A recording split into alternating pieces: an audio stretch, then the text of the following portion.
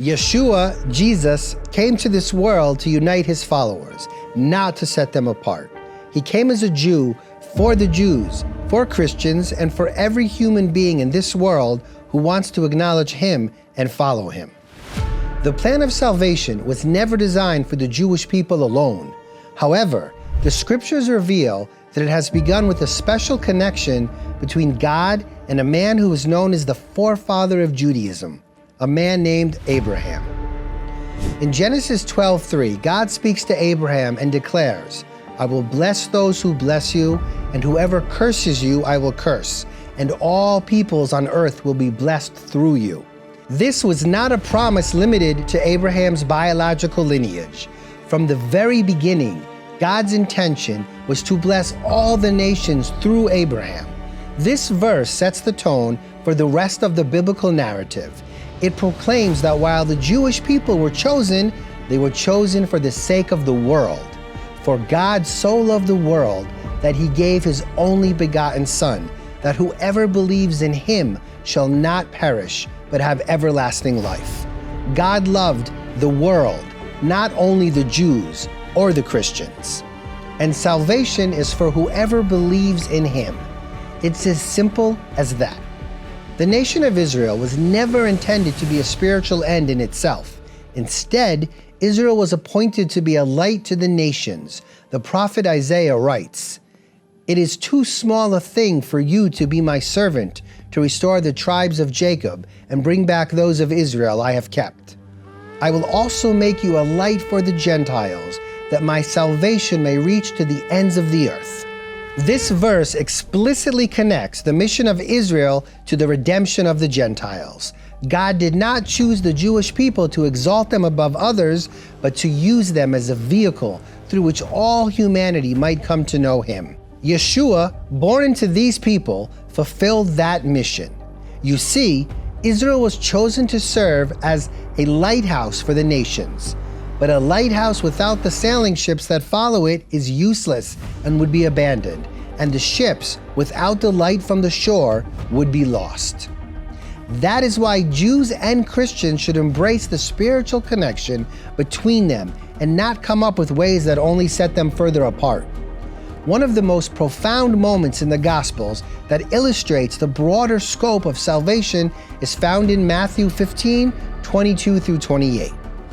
A Canaanite woman cries out to Yeshua, begging him to heal her demon-possessed daughter. "Lord, Son of David, have mercy on me," she exclaimed. At first, Yeshua seems to ignore her. He tells his disciples that he was sent only to the lost sheep of Israel, and even likens the Gentiles to dogs. But the woman responds with humility and persistence. "Yes, Lord, but even the dogs eat the crumbs that fall from their master's table." Yeshua was moved. He praised the woman's great faith and healed her daughter immediately. In that moment, he showed that salvation was not confined to nationality or religious heritage. It is granted to those who believe. Her identity as a Canaanite did not disqualify her. Her faith was all that she needed to redeem her and heal her daughter. This story shatters every religious and cultural wall. It reminds us that the kingdom of God is not accessed through labels, rituals, or affiliations, but by a genuine, humble faith that reaches toward the heart of the Messiah Yeshua. In Romans 11, Paul gives us one of the clearest explanations of the relationship between Israel and the Gentiles.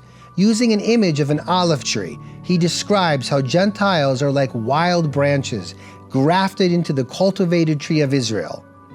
You, though a wild olive shoot, have been grafted in among the others, and now share in the nourishing sap from the olive root. But Paul also gives a strong warning. Do not consider yourself to be superior to those other branches. If you do, consider this: you do not support the root, but the root supports you. This image beautifully illustrates the spiritual unity between Jews and Gentiles in Yeshua. Salvation is not a new tree planted beside the old one, it is a shared tree. To be saved is not to replace Israel, but to be joined with her. To believe in Yeshua is to become a partaker in the promises given to Abraham, Isaac, Jacob, and David. Christianity is not a separate religion detached from Judaism. It is a continuation and fulfillment of God's promises, extended graciously to the nations. Gentile believers are invited to join the family, not to replace it. And this brings us back to that crucial truth. Salvation is not for the Jews alone, nor only for the Gentiles. It is for anyone who believes. Denominations, cultural differences, and historical misunderstandings have created divisions that Yeshua never intended. Yeshua came to unite his followers. He did not die so that some would worship him under one label and others under another. He came to break down every dividing wall, to make peace between Jew and Gentile, male and female, slave and free. What matters is faith. Faith that transforms many people and follows one shepherd. Faith that bows in surrender before one true God, the God of Abraham, Isaac, and Jacob, the God of the Jews and the Gentiles. As we examine the evolution of salvation from the promises of Abraham to the calling of Israel, to the coming of the Messiah, to the inclusion of the Gentiles, we are reminded of one unshakable truth. In Yeshua, we are one, and through him, salvation has come to the world. On behalf of the Shalano TV team in Israel, thank you for watching this video. Shalom.